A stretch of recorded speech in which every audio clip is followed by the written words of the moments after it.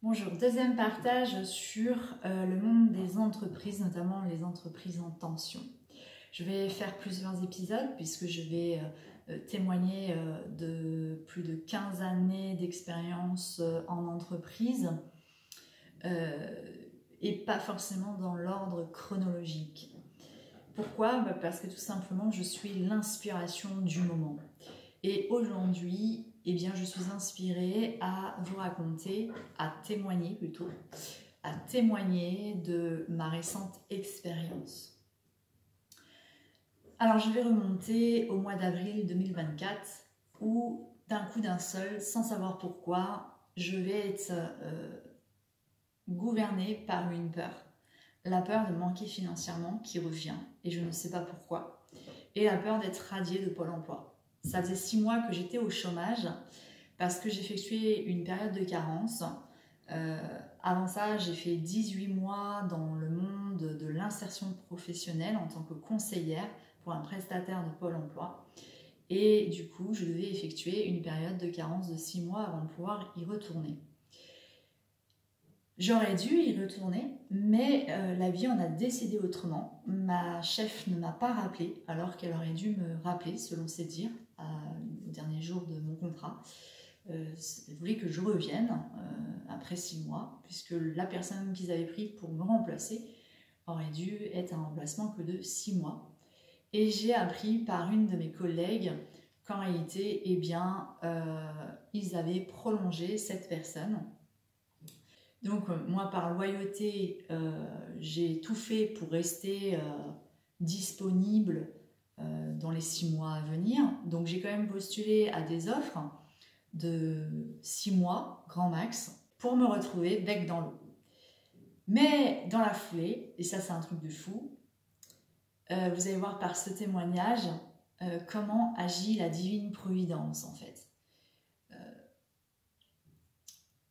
Pour ceux qui croient en Dieu, c'est Dieu en fait. Pour moi, la divine providence, c'est comment interagit Dieu dans nos vies en fait. Comment il orchestre nos vies, comment tout ça fonctionne. Donc dans la foulée, je reçois une offre et c'est une offre pour spa praticienne dans un spa.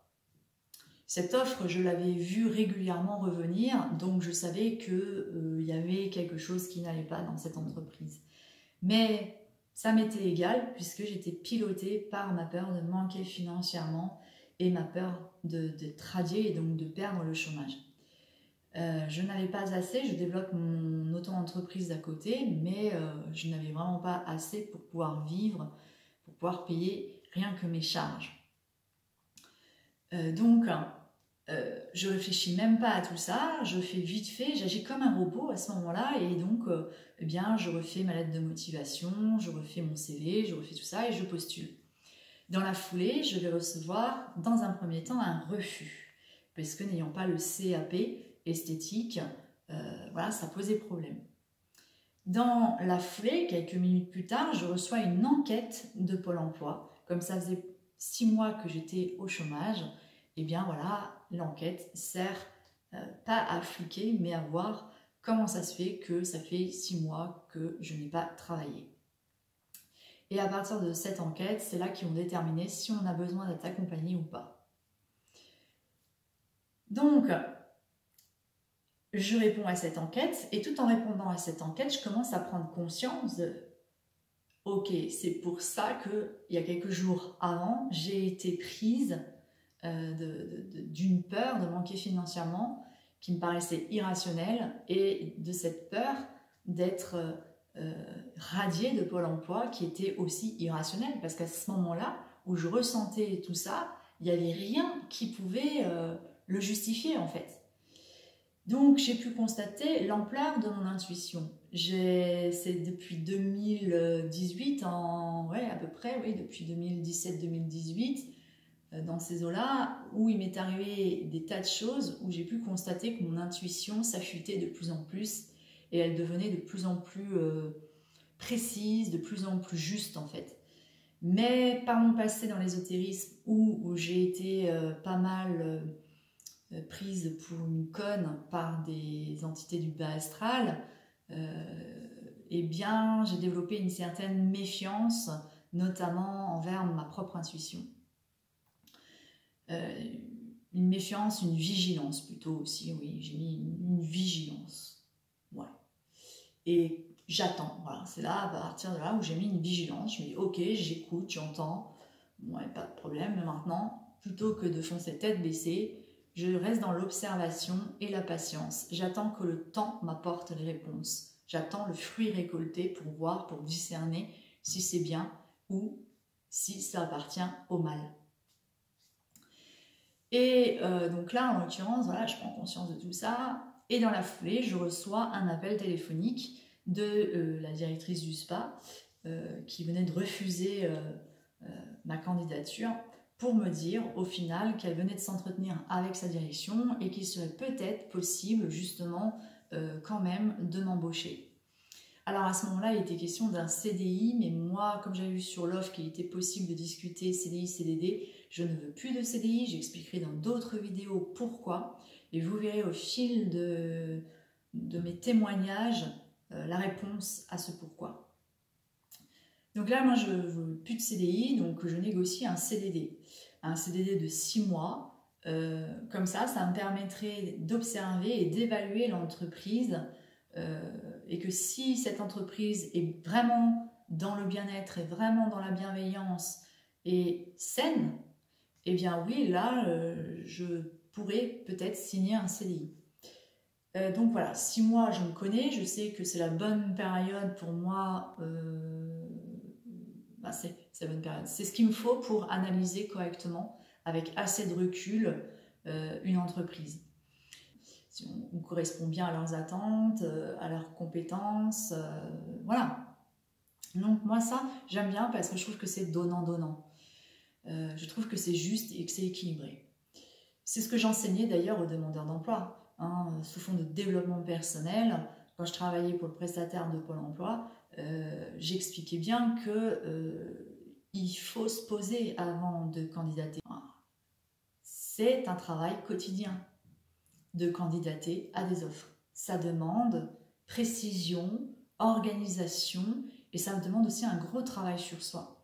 Combien de fois j'ai vu des personnes se sous-estimer, donc postuler à des offres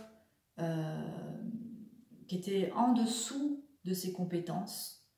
Et à l'inverse, j'ai vu aussi un nombre incalculable de personnes qui se surestiment et qui postulent à des postes qui sont carrément au-dessus de leurs compétences.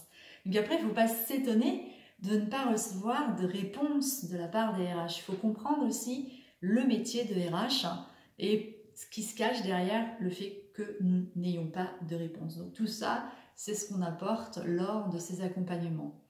On apporte de la connaissance et ce qui fait que les personnes prennent conscience d'un système auquel ça leur était resté caché parce qu'on ne le communique pas malheureusement. Tout est muselé, tout est... on a le droit de rien dire. Moi aujourd'hui, si je prends un peu la parole, c'est parce que je ne suis pas muselée, je ne fais plus partie de ces entreprises, ce qui peut poser problème. Après, si je repostule, ils peuvent avoir peur que je divulgue des informations dès l'instant que je ne suis plus en contrat. Mais voilà, je sais faire la part des choses, je sais être habile, je sais ce que j'ai le droit de dire et pas de dire. Et à mon sens, quand on cache trop de choses, ça devient toxique, la relation devient toxique et après il ne faut pas s'étonner qu'il y ait des gens qui viennent avec une carabine et tirer sur leur conseiller Pôle emploi. Voilà, ça c'était la parenthèse. Donc je reviens du coup à ce témoignage. Je suis embauchée en CDD de 6 mois et je commence mi-avril. Donc c'est la période des ponts. Donc pendant cette période des ponts, après 2 jours de formation, le 3e jour, je devais être opérationnelle, déjà prête à masser, ce qui était un peu stressant pour moi puisque je viens d'une école de massage bien-être et je n'ai pas passé la totalité du RNCP. Donc au bout de 2 jours de formation, le 3e jour, je devais être prête à masser et très rapidement, je dois faire face à un rythme usinage. J'ai pas d'autres mots pour expliquer ça. Moi, j'étais à 31 heures, je massais de 10 heures à 18 heures. On avait 1 heure pour manger. Et sinon, dès l'instant qu'on avait un petit trou, ne serait-ce que de 20 minutes, on essayait de nous caler un massage de 20 minutes. Donc voilà. Donc très rapidement, je vais voir que c'est l'usine et je vais voir un paradoxe. C'est censé être bien-être, un spa est censé être bien-être, et en réalité, ce qui s'y passe, c'est tout sauf ça. En réalité, les clients sont pris pour des vaches à lait. Si vous allez dans un spa vous faire masser, vous allez payer horriblement cher un massage. Là où j'ai travaillé, 45 minutes, 90 €, sachant qu'on ne masse pas 45 minutes. Le temps de vous installer, le temps de parler, de voir, parce qu'en plus c'est des massages personnalisés, donc on demande à la personne de nous expliquer les besoins. Donc dans les spas, on n'enlève pas cette durée du massage. La majeure partie des indépendants que je connais, en tous les cas, et d'ailleurs j'en connais pas qui ne font pas ça, mais je sais que ça peut exister, tous ceux que je connais enlèvent ce temps du massage. On commence à décompter le massage que quand on commence à masser en fait. Au spa, c'est ce qu'on nous amène lors de la formation. Mais sur le terrain, c'est pas possible de le faire. Pourquoi? Parce que les cadences sont trop énormes. On enchaîne massage après massage. Donc c'est très cher. Pour des protocoles de base, ce n'est pas forcément du massage vraiment bien-être comme nous on l'apprend en école de massage bien-être.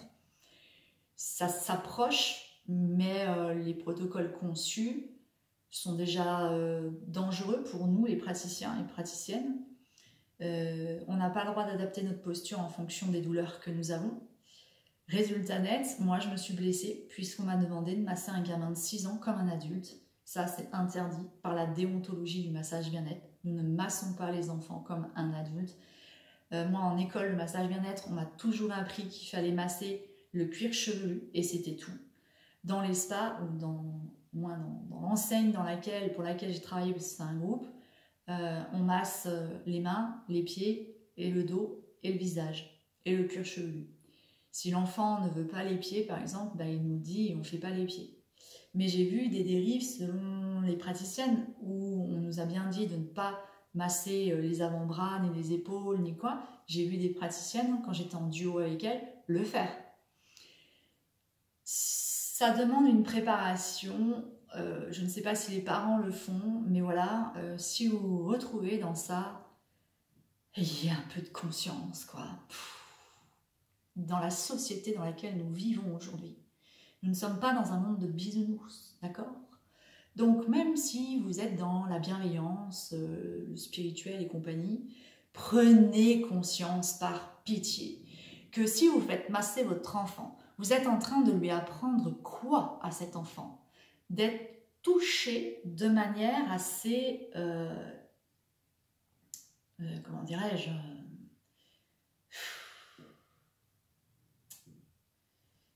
c'est de l'effleurage que nous faisons sur les enfants. D'accord? Donc, c'est ça. Vous voyez, c'est assez sensuel quand même. Voilà. Ça fait un peu sensuel, même si on ne fait pas du sensuel, ça reste un geste qui peut être pris pour quelque chose de sensuel, pour celui qui le reçoit. D'accord? Donc, vous apprenez à votre enfant de se laisser toucher de la sorte par un adulte. Ce qui est quand même grave. Parce que plus tard, à l'école ou ailleurs, si un adulte le touche comme ça, l'enfant ne verra pas le danger. D'accord? Et si, parce que ça j'ai vu aussi, des enfants qui ne voulaient pas être massés, leur mère dire « Mais si, regarde-moi, regarde, la dame, elle fait, voilà, c'est bien, ça doit te faire du bien, et machin, gna gna gna. » Elle ne dit pas dans quel cadre, elle n'a pas posé le cadre, ni les limites à son enfant. Elle est juste en train d'apprendre à son enfant que de se laisser toucher comme ça par un adulte, quel que soit le cadre, eh bien c'est bien. Putain, vous êtes en train de lui ouvrir les portes vers des pédophiles, les gars. Donc à un moment donné, réveillez-vous, quoi. Moi, ça m'énerve, ça. D'ailleurs, vous voyez bien l'intonation que j'y mets. Parce que ça me bouffe de l'intérieur, ça. Ça allait donc à l'encontre de mes convictions. Et je l'ai payé cher. Parce qu'un massage, il y a des énergies dans un massage. On reçoit, mais on donne aussi des énergies. Donc, j'ai été à l'encontre de mes convictions pour gagner de l'argent, par peur de manquer financièrement. Qu'est-ce qui se passe? Je me suis blessée, puisque le gamin, il voulait de l'appuyer, j'appuyais, il voulait que j'appuie encore plus fort. Donc, je me suis blessée en faisant un faux mouvement, puisque mes mains étaient plus grosses que ses mollets, que ses cuisses même d'ailleurs.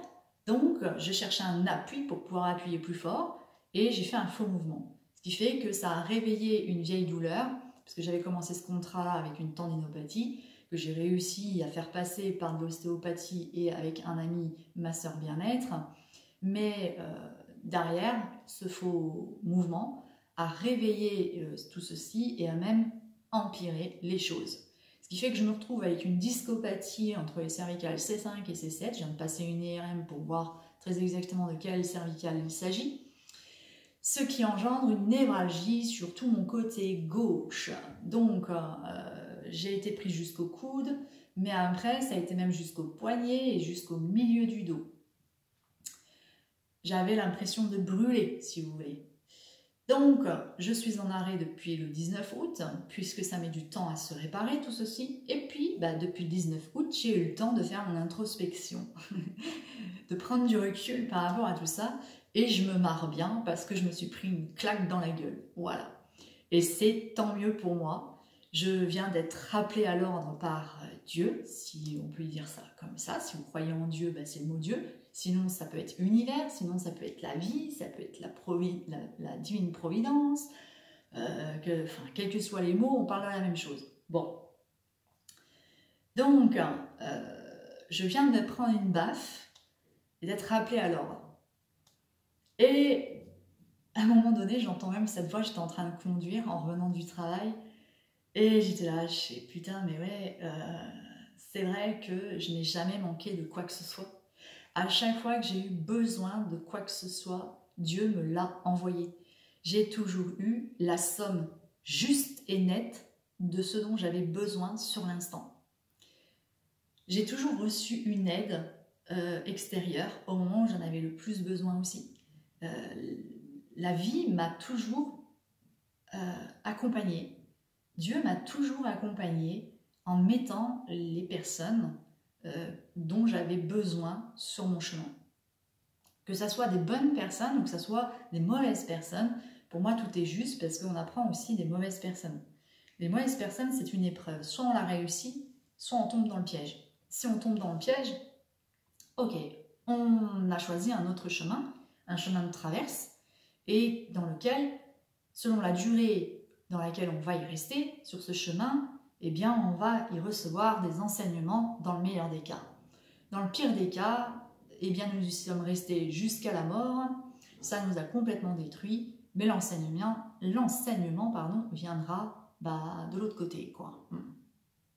À l'échelle de l'âme, c'est juste une autre dimension, mais l'âme apprendra aussi. C'est juste qu'au lieu d'avoir appris durant son incarnation, eh bien, elle va apprendre au-delà de l'incarnation. Bon. Donc, on peut le voir comme un échec. Moi, je ne le vois pas comme un échec parce que je suis gagnante, quoi qu'il arrive, étant donné que là, je reçois énormément d'enseignements par rapport à cette expérience. Je savais, puisque je l'avais déjà vécu, je ferai dans d'autres témoignages aussi ça, je le savais pertinemment que je ne manquais de rien. Dieu me donne tout, il pourvoit à mes besoins. Et pourtant, je me suis refaite alpaguer par le mal, par ma peur de manquer financièrement, qui est revenue. Je me suis relaissée tomber dans le piège, pensant que cette fois-ci, ça serait peut-être différent. Bah non, ce n'est pas différent. C'est moins confrontant que par le passé, mais j'ai pris cher quand même. Parce que là, je me retrouve à ne plus pouvoir masser au moins encore pendant quelques mois, dans le meilleur des cas. Sinon, ma fin d'année, elle est foutue. ce qui impacte du coup mon activité d'auto-entreprise. Et alors, ce qui est marrant, c'est que avant, quand j'étais en bonne santé, je n'avais pas du tout d'appel pour des massages. Depuis que j'ai ce truc-là, j'ai pas arrêté de recevoir des coups de téléphone pour des massages. C'est quand même fort, ça. Je dis putain. Alors ça m'a frustrée. Et j'ai pas encore totalement compris le message, donc j'en dirai pas plus parce que je suis encore en train de réfléchir sur ça. Je n'ai pas compris encore le message derrière ça, mais enfin bon. Et ouais, ça frustre, mais c'est tout. Donc du coup, j'ai tout gagné parce que, ou plutôt j'ai tout perdu, puisque, et c'est ça qui est dingue, c'est que donc je me suis engouffrée dans ce truc-là par peur de manquer financièrement, et au final, je me retrouve à manquer financièrement, puisque je suis en arrêt de maladie, donc je n'ai pas le même salaire. La sécurité sociale me paye tous les 15 jours en plus, une petite somme. Donc, ouais, c'est chaud, quoi. Donc là, je me retrouve en déficit. Je ne peux plus travailler avec mon auto-entreprise pour le moment, en plus de ça. Donc, voilà, jackpot mon pote, quoi. Vous voyez, le truc, là où ça nous mène, là où le manque nous mène, eh bien, il nous mène à manquer encore plus. Putain de paradoxe, parce qu'on cherche à combler un manque par quelque chose qui fera qu'on ne manquera plus. Mais en fait, la vie, c'est que plus on va agir en étant piloté par un manque, eh bien, on va creuser ce manque. C'est comme ça. C'est le subconscient qui est ainsi fait, c'est-à-dire qu'on se mène vers des situations, vers des personnes qui vont creuser le déficit. Et alors, Dieu, dans toute sa bienveillance, il savait tout, lui, parce qu'il est omniscient. Donc, il s'est dit, bon, plutôt qu'elle aille dans... Parce que je sais qu'elle va y aller. Elle est pilotée par la peur, elle va quand même y aller. Elle va quand même y aller. Donc, autant qu'elle aille dans une entreprise, là où il n'y aura pas grand monde pendant une période donnée. J'explique. Donc, pendant les ponts, je ferai face à une cadence assez intense, où j'aurai des douleurs. C'est pour ça que j'ai été chez l'ostéopathe, tout ça, parce que je me suis dit, putain, je ne vais pas pouvoir gérer le contrat. Et les collègues qui étaient plus anciennes, ils disaient, mais c'est tout le temps comme ça, hein. Tu vas voir, toute la période haute saison, ça va être tout le temps cette cadence-là. Hein. On n'a même pas le temps d'aller faire pipi, on n'a même pas le temps des fois de boire, tout ça, enfin voilà, quoi. Donc ça fout les jetons. Mais comme il y a eu des travaux à réaliser dans cette entreprise, que je ne citerai pas le nom, pour ne pas avoir de problème, eh bien, ça a fait que ça a impacté l'activité du spa. Et donc, on n'a pas eu grand monde après les ponts, jusqu'à mi-juillet. Donc, la cadence, ça s'est super bien passé pour moi, puisque je faisais maximum, allez, 6 massages, quoi.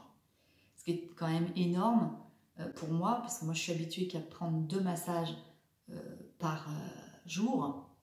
Donc, voilà. Ça restait quand même énorme. Mais ça allait. Puis il y avait des jours où on n'avait rien à faire. Donc l'un dans l'autre, ça s'est bien tramé à ce moment-là.